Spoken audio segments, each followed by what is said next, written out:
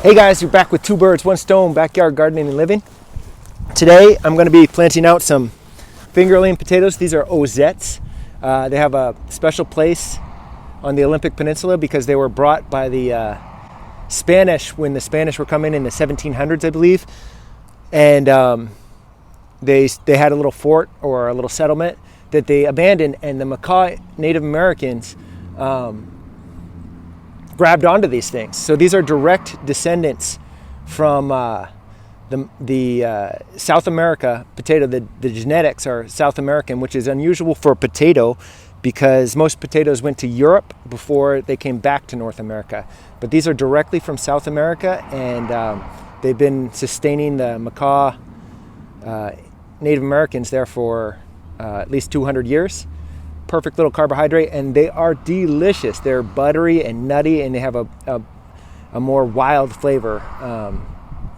Really enjoy them. A little hard to prepare because they're kind of strange fingerling, but they're great. But that's not what I'm going to be talking about today. Today I wanted to bring up a gardening challenge for you guys, I guess, or a life challenge. A couple years ago, I'm a wildland firefighter that's my day job, and I have the opportunity sometimes to take classes. And one of the classes that I had to take was called L480, which was it was a couple years ago, a class, leadership in the wildland fire service or something like that. And it was a week-long leadership course where we had to, one of the activities, the one that made the most impact on me, there was lots of activities that week, but the one that made the most impact was they wanted us to think about, and by the end of the class on Friday, have written our own obituary. And that is a hard thing to do, to imagine everybody around talking about your dead self. And what are they going to say about you? This activity had a impact on me because I think it focused me into what's important, what's really important.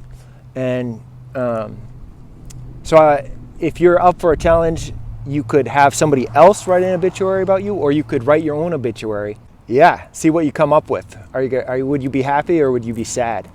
And the reason that I'm bringing it up in my gardening videos is because it has a lot to do with backyard gardening and lifestyle. My obituary. It turns out my obituary is going to talk about gardening. So, amongst other things.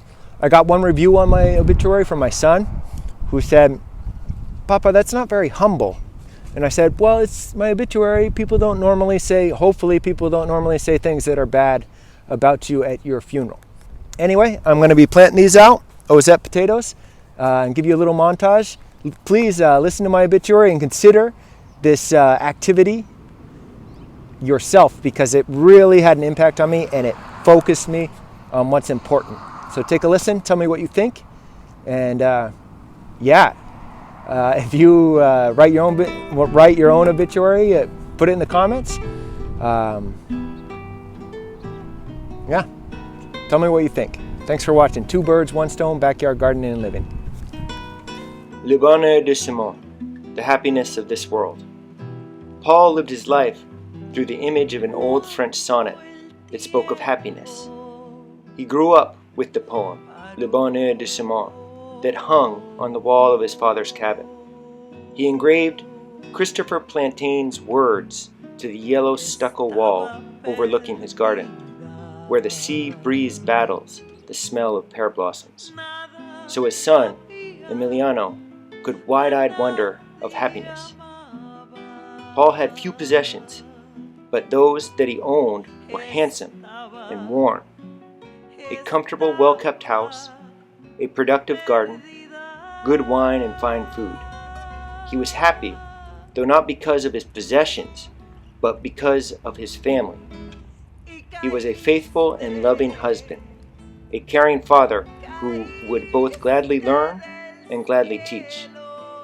He was devout in his honesty and led a harmonious life surrounded by good relationships with neighbors and colleagues. The inherent worth and dignity of every human being was his creed, and although devout in his beliefs, he was willing to change, to learn, to listen. He was not a slave to authority, but bound by happiness. He died without debts, and he died without fear. When it rains, and the smell of fertile soil is awoken from drought, those who loved Paul will think of him with happiness.